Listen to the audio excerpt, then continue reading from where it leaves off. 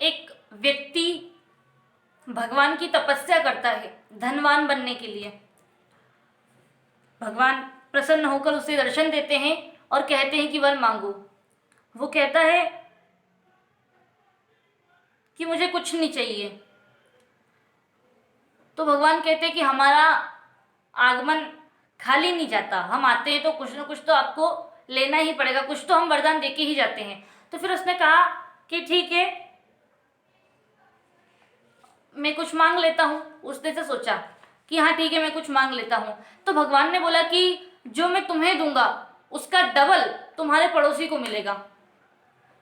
अब वो व्यक्ति मन में सोचता है कि अगर मैं गाड़ी, बंगले, रुपया, पैसा, धन दौलत ये सब मांगूंगा तो मुझसे ज्यादा मेरे पड़ोसी के पास हो जाएगा, मतलब मैं तो फिर भी छोटा ही रहूंगा।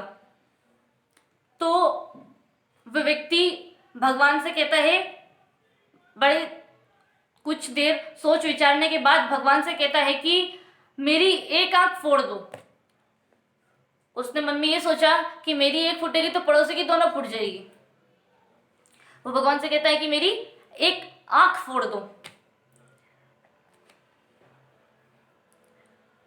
वो व्यक्ति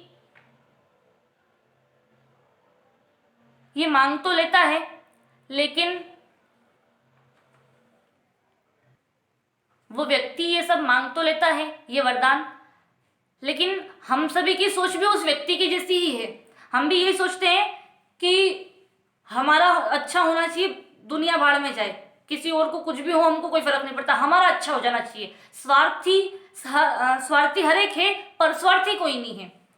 हर एक को अपनी पड़ी है, किसी और के बारे में किसी को कोई फर्क नहीं पड़ता। भगवान तो सिर्फ उसकी परीक्षा ले रहे थे कि आखिर इसकी सोच कितनी है, आखिर ये चाहता क्या है, और उस परीक्षा में वो फेल हो गया। हो सकता है भगवान इसका उल्टा कर देते, अगर वो कुछ ऐसी चीज मांग लेता कि ठीक है भगवान मुझे 100 रुपये दे दो, पड़ोसी को 200 मिल जाएंगे तो ठीक है, उसका भला होगा तो मेरा भी कुछ तो भला होगा ही। अगर वो ये सोचता तो हो सकता है भगवान पड़ोसी को देने की बजाय उसको डबल करके दे देते। लेकिन उसकी सोच ऐसी थी कि नहीं, मेरा भला हो, सामने वाले का नुकसान भी होगा तो कोई फर्क नहीं पड़ता। यही सोच हमारी होती है, जबकि हमें हमारी सोच ऐसी होनी चाहिए, हमारी सोच सुदामा जी की पत्नी की जैसी होनी चाहिए। जब विश्वकर्मा जी गए थे वृंदापुरी में, जहाँ सुदामा जी का जो गांव था, उस गांव में जब गए थे विश्वकर्मा जी, कृष्ण भगवान की आज्ञा पाकर कि सुदामा जी का घर जो है वो पूरा घर बनाना है, झोपड़ी से महल में उसको तब्दील करना है, उसको झोपड़ी से महल बनाना है। जब वृंदापुरी गए थे विश्वकर्मा जी, तब सुदामा जी की पत्नी ने विश्वकर्मा जी से कहा कि मेरी झोपड़ी आप ठीक कर दोगे, अच्छी बात है, लेकिन मेरी झोपड़ी आप तभी ठीक करोगे जब आप पूरे गांव के लोगों को ठीक करोगे। जब आप सभी लोग, ऐसा नहीं है कि मैं अकेली यहाँ पे गरीब हूँ, पूरे गांव के लोग सभी की हालत एक जैसी है, तो आप जब सब कुछ सही करोगे उसके बाद ही जो है मैं मेरा घर बनवाऊंगी।